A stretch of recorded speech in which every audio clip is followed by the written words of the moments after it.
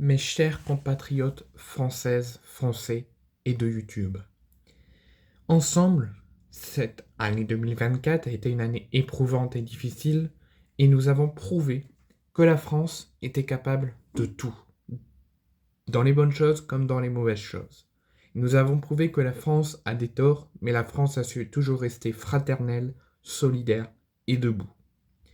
Nous avons été, à l'heure où je vous parle, la première nation française à aller contre la Constitution qui empêchait les femmes qui étaient victimes d'inceste, qui étaient victimes d'agressions sexuelles et qui tombaient enceintes ensuite, et ils étaient dans l'obligation de garder leur bébé malgré qu'ils venaient d'un violeur ou d'un proche de famille qui leur avait fait subir des choses horribles. À l'heure où je vous parle, ça ne sera plus le cas. Nous avons été la première nation française à inverser la Constitution sur l'interruption volontaire de grossesse. À l'heure actuelle, si quelqu'un se fait violer, femme ou homme, mais majoritairement femme, si quelqu'un se fait violer ou agresser et qu'il tombe enceinte après, ils pourront faire la demande de ne pas garder le bébé et d'inverser la Constitution et donc d'interrompre la grossesse et de ne pas tomber enceinte d'un agresseur ou d'un violeur.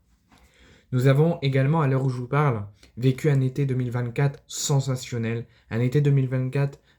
avec de grandes émotions, puisque nous avons montré qu'en France,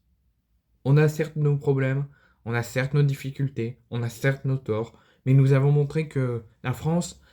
avec un petit peu de mal, mais on a su être debout, rester solide et faire en sorte qu'il y ait de grandes émotions, de grands souvenirs. Nous avons montré une grande fierté avec l'organisation des Jeux Olympiques et Paralympiques sur les Champs-Élysées, mais aussi partout en France et à Paris notamment. Et nous avons également, après les Jeux Olympiques, où nous avons fait de grands exploits avec l'équipe de France de football, de handball, de volley, et nous avons vécu des Jeux Olympiques très, très sensationnels. Nous avons, pendant un mois, pour la fin des Jeux Olympiques et avant la rentrée de septembre, nous avons permis aussi aux personnes en difficulté, en personnes en situation de handicap, de promouvoir une grande fierté et un grand souvenir et de se remettre et de faire face à leur situation de handicap et de faire de mettre la nation, le pays en avant, mais aussi de mettre leur handicap de côté et pouvoir penser à autre chose, ne serait-ce que pendant un mois et demi, et aussi pouvoir remporter quelques médailles. Ensemble, je vous demande à tous, Françaises, Français, abonnés de YouTube, pour mon cas personnel, de me faire atteindre les 1000 abonnés, ça serait sensationnel, mais aussi pour la France entière, et pour nous Français et nous Françaises, et avec tout le monde, les personnes, que même que vous êtes en conflit dans votre propre famille, ou que vous êtes en conflit dans le monde, nous faites en sorte que l'année 2025 soit pas une année difficile, mais une année unie et solidaire.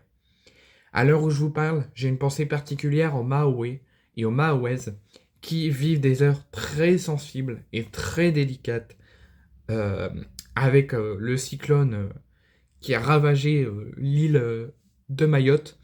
Et malgré l'incompétence du gouvernement et l'inaction du gouvernement, et surtout qu'on a envie de rire des problèmes de Mayotte, moi, je n'en ris pas, je prends ça très au sérieux, je suis la situation minute par minute,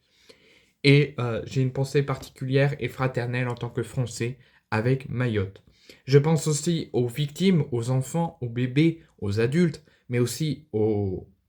habitants d'Ukraine qui vivent un conflit ukrainien sans précédent depuis le mois d'octobre dernier, avec l'agression honteuse de la Russie en Ukraine. Et j'espère que ce conflit va vite être arrêté, que l'Ukraine va vite réussir à se reconstruire, tant psychologiquement parlant que au niveau matériel et au niveau des bâtiments. Et je pense aussi au Proche-Orient et aux otages à Gaza et avec l'agression pareil du Hamas. Je pense à eux également. Et je pense également, pour clôturer ce discours, je pense également aux personnes en grande difficulté dehors, qui ont parfois des bâtiments, qui sont parfois aidés, qui ont parfois un toit sur la tête, mais qui ont du mal à se chauffer, qui ont du mal à vivre, et qui se retrouvent seuls pour des conflits, pour X raisons avec leur famille et leurs proches, et qui se retrouvent seuls en cette période de fête de fin d'année, et en cette période de nouvel an, et aussi aux personnes sans domicile fixe, qui ont des difficultés à se loger, des difficultés à avoir un toit sur la tête et qui ont vécu ces fêtes de fin d'année dans des conditions très délicates et très sensibles.